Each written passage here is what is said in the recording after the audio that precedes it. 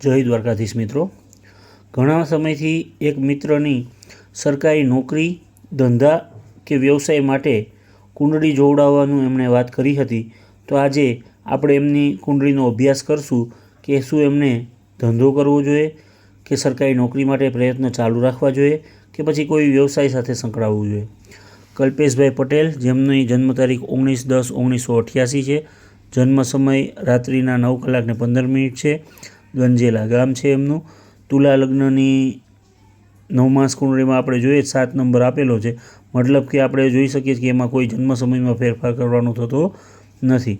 લગ્ન કુંડળીમાં મિથુન લગ્ન છે, 3 અંશના મિથુન છે અને મિથુન લગ્નનો અધિપતિ થઈ બુધ કન્યા રાશિમાં સ્વગૃહી થઈ અને 24 અંશના થઈ અને આત્મકારક બને છે।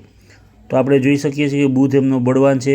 વળી લગ્નથી લઈ અને 7મા ભાવમાં સૌથી વધારે ગ્રહો રહેલા હોય એ પોતાનું વ્યક્તિગત નામ બહાર કોઈ ધંધા કે વ્યવસાય દ્વારા ન કરી શકે તો એમને નોકરી કરવો જોઈએ એવું આપણી એક પહેલી પ્રાયોરિટી આપણે કહી શકીએ કે તમારે નોકરી કરવી જોઈએ। બીજું, અહીંયા 7મા ભાવમાંથી 12મા ભાવ સુધી માત્ર રાહુ, મંગળ અને ગુરુ ગ્રહ છે। મંગળ છે એ લાભેશ થઈને પોતાનાથી વ્યય સ્થાનમાં છે, એટલે કે મંગળથી એમને બહુ લાભ થતો નથી।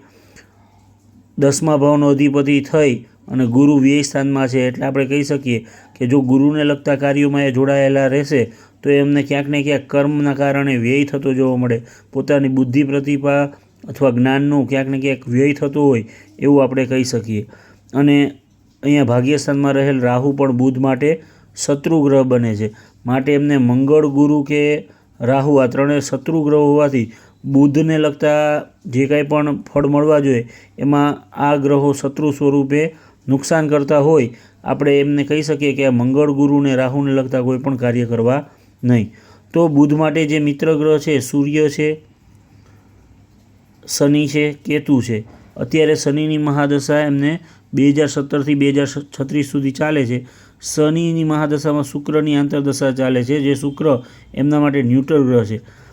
અને શુક્ર પછી હવે એમને જે સૂર્યની મહાદશા આવવાની છે, બરાબર, આંતરદશા આવવાની છે, તો એ સૂર્યની આંતરદશાની અંદર શનિ મહારાજની મહાદશામાં સૂર્યની આંતરદશામાં સરકારી નોકરી માટેના પ્રયત્ન વધારે, સૂર્યને બળવાન બનાવે, કારણ કે સૂર્ય અહીંયા તુલા રાશિની અંદર છે અને તુલા રાશિમાં 12 અંશના હોવાથી એ નીચ રાશિથી તો થોડાક ઉપર આવ્યા છે પણ હજી એને બળ મળતું નથી। તો આપણે સૂર્યને બળવાન બનાવવાનો પ્રયત્ન કરવામાં આવે। શનિ મહારાજની મહાદશા ચાલુ જ છે તો એમના એક સરકારી નોકરી માટેના યોગ અત્યારે આપણે કહી શકીએ છીએ કે બની રહ્યા છે। તો શુક્ર પછીની જે આપણે કહીએ આંતરદશા શનિની અંદર શુક્રની આંતરદશા અત્યારે 2027 સુધી ચાલે છે। 2027 પછી પણ એમને સૂર્યને લગતા કોઈ પણ પ્રોફેશનની અંદર આગળ પ્રગતિ મળી શકે છે, અથવા આ શુક્રની અંદર પણ 2024ના જુલાઈ મહિનાથી 2024ના સપ્ટેમ્બર મહિના સુધી સૂર્યની પ્રત્યંતર દશામાં પણ સારું ફળ મળી શકે છે। તો સૂર્યને બળવાન બનાવો મિત્ર, અને સરકારી નોકરી માટે પ્રયત્ન આપના ચાલુ રાખો। બીજું, મંગળ છે એ 6ઠ્ઠા ભાવનો અધિપતિ થાય છે, કર્મસ્થાનમાં છે। અહીંયા કારકાંશ કુંડળી જોવાની હોય છે ધંધા કે વ્યવસાય કે નોકરી માટે, એમાં મંગળ અને બુધ એકબીજાની સાથે છે। તો જો તમને છેવટે પણ અહીંયા સૂર્ય અને બુધ અલગ અલગ ગ્રહ બેઠેલા હોવાથી જો તમને વેપાર કરવાનું, ધંધા કરવાનું મન થાય તો કોઈ રેસ્ટોરન્ટ વગેરેમાં, કોઈ પોલીસ દળમાં, કોઈ પણ દૂધની ડેરીમાં, આવી કોઈ પણ જગ્યાએ આપ ધંધો કરવા માંગો તો એ બાબતે તમને કારકાંશ કુંડળી પણ સપોર્ટ કરે છે। પણ ખાસ યાદ રાખવું જોઈએ, બુધ માટે મંગળ શત્રુ ગ્રહ હોવાથી એટલું બધું આપને લાભ નહીં મળે, પણ કારકાંશ કુંડળીમાં લગ્નની અંદર બેઠેલ મંગળ છે એ આપને સૂચન કરે છે। પણ સૌથી વધારે તો કારકાંશ કુંડળીનો અધિપતિ સૂર્ય એ 6ઠ્ઠા સ્થાનમાં નોકરીના સ્થાનમાં છે, નોકરીના સ્થાનનો અધિપતિ શનિ છે કર્મસ્થાનમાં બેઠેલ છે। તો આપ સરકારી નોકરી માટેના પ્રયત્નો જરૂર રાખજો, આપને ચોક્કસથી સફળતા મળવાના ચાન્સીસ છે।